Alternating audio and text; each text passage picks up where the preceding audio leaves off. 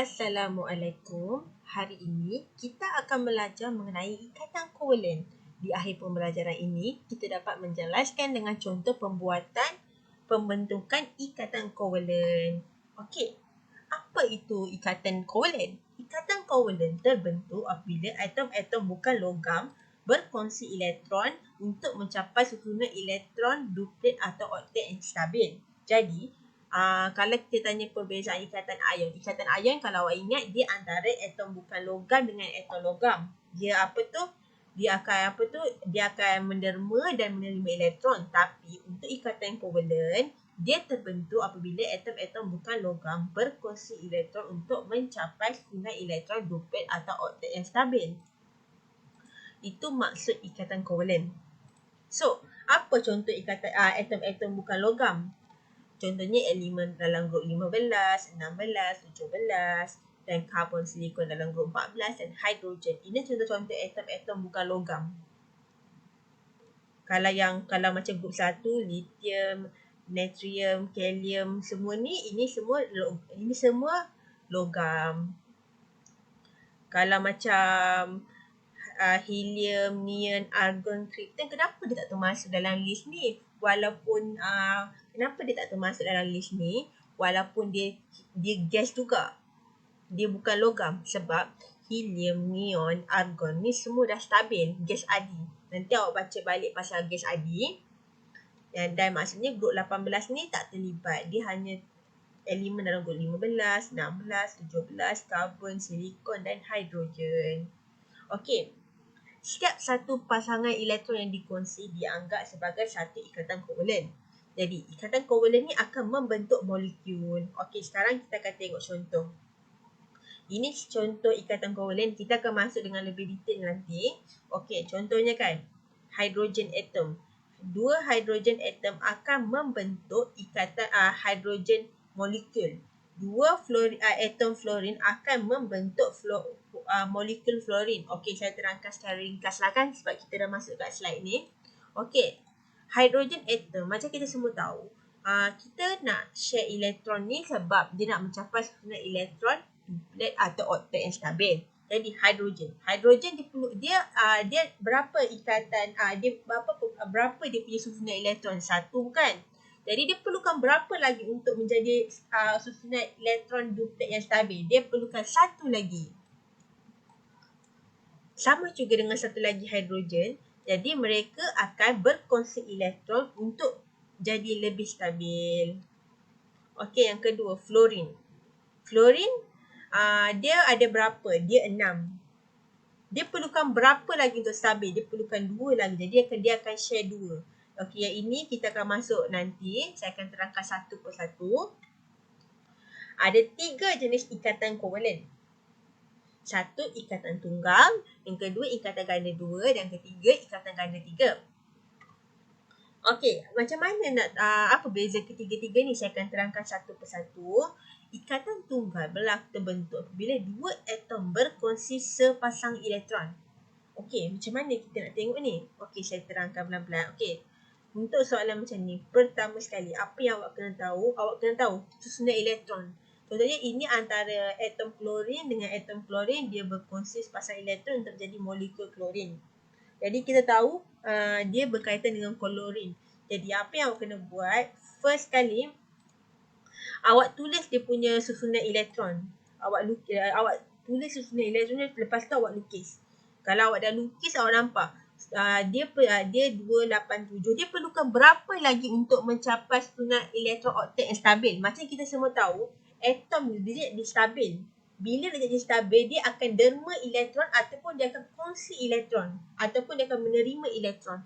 Jadi untuk yang ini, apa yang dia buat, dia perlukan 1 je lagi. Jadi dia akan share 1 elektron dengan 1 lagi atom klorin yang juga 287. Dia pun perlu 1, dia pun perlu 1. Apa yang dia buat, dia share elektron tu.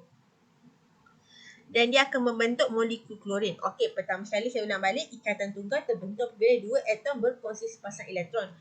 Dan macam yang saya mention tadi, dia awalnya atom, dia akan menjadi molekul klorin.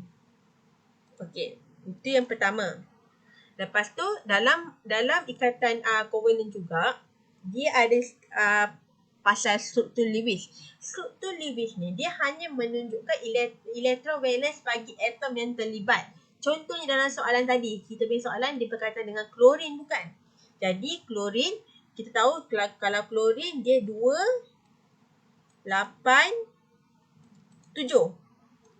Tapi kenapa dekat sini, kat struktur Lewis ni, dia lukis yang paling hujung je, dia lukis 7 je. Kenapa tak tulis tulis 2, 8, 7. Tak, sebab apa? Struktur Lewis hanya menunjukkan elektron valence sahaja. Sebab tu kat sini dia tunjuk macam ni. Lepas tu awak tengok ini ada 2, ini 7, ini pun 7. Lepas tu dia buat macam ni. Kenapa dia buat macam ni? Kenapa sini titik? Kenapa sini dalam bentuk X? Sebab apa? Dia nak senang, dia nak senang membezakan dia. Dia nak bagi lagi nampak. Kalau awak nak buat dua-dua titik kan, katakan awak tak nak buat X ni, awak nak buat titik juga. Boleh je, tak ada masalah. Yang penting kita nak tengok dia mesti menunjukkan elektron valence dan dia akan tunjuk macam mana dia share macam ni. Ini namanya struktur Lewis. Ini pun penting sebab kadang-kadang soalan tanya. Ada satu lagi cara, ini lagi senang.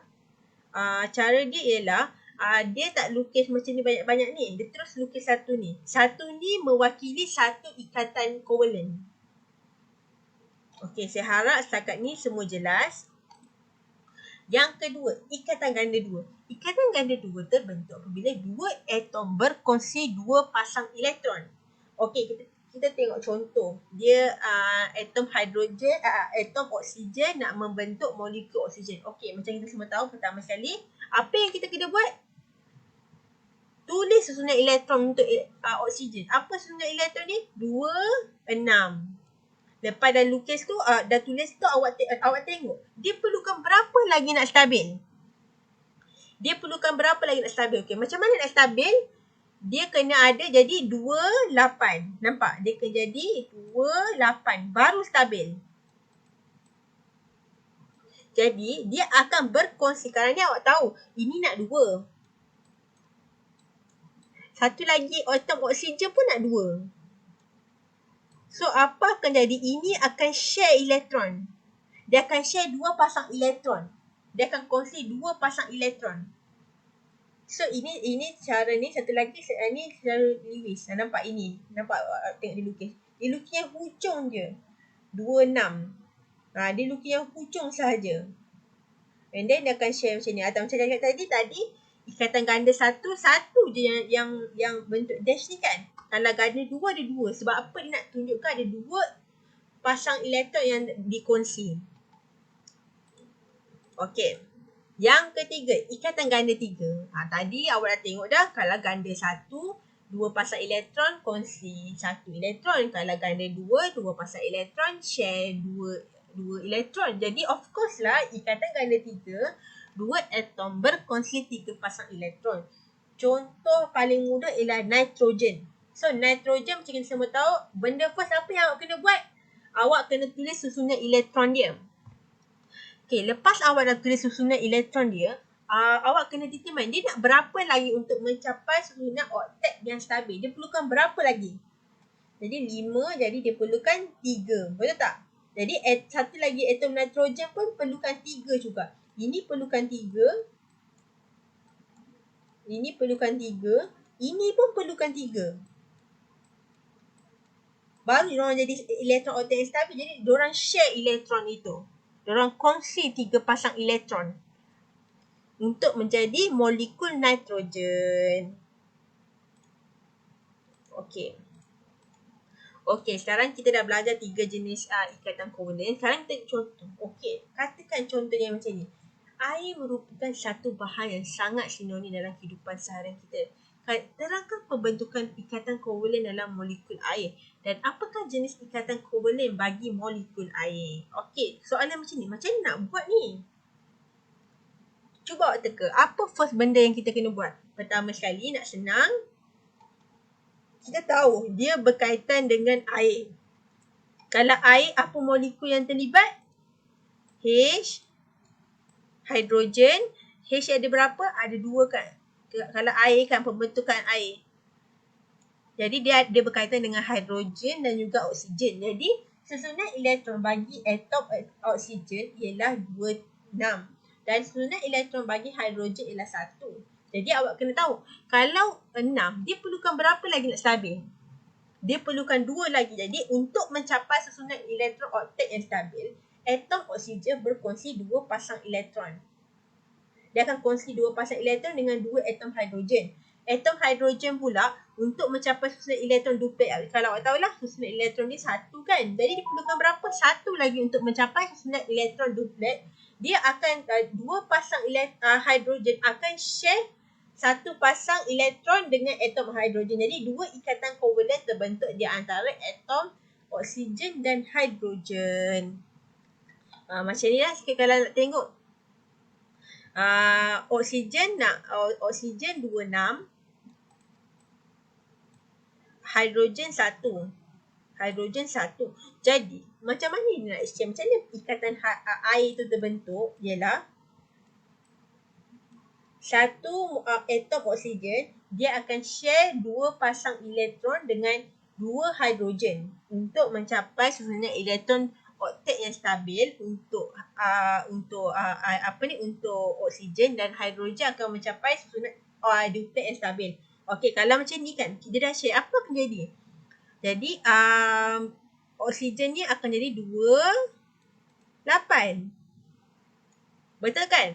Kalau hidrogen dia akan jadi berapa? 2. Kalau hidrogen tadi jadi 2.